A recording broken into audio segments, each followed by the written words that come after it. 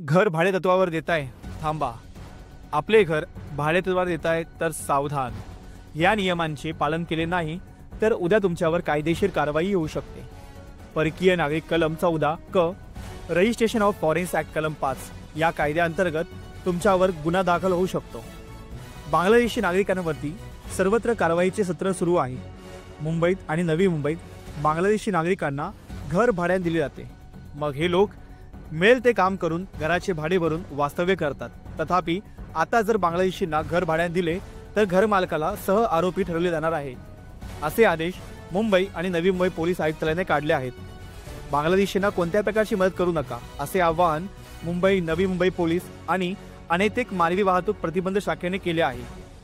खारघर, पनवेलपासून ते दिघा, ऐरोली, रबाळे, तुर्भे या भागात आणि एपीएमसी परिसरात बांगलादेशी नागरिकांनी घुसखोरी करून वास्तव्य केले आहे.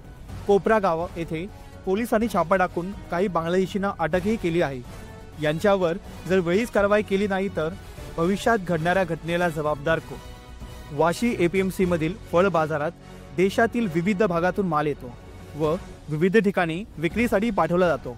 मालाच्या या देवाणघेवाणीच्या आड समाज अहिताची कृती घडून एखादी अप्रिय घटना घडली तर याला जबाबदार कोण?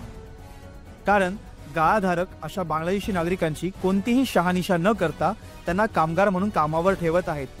पोलीस प्रशासनाने सदर ठिकाणी छापे मारून बांगलादेशी वास्तव्य करणाऱ्या नागरिकांना तत्काळ अटक करावी.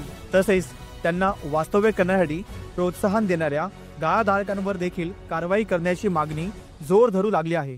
याच विषयावर आपण मुद्देसूरपणे लवकरच येत आहोत. मी नागेश कोकणे. तुम्ही पाहत राहा जबाबदार कोण.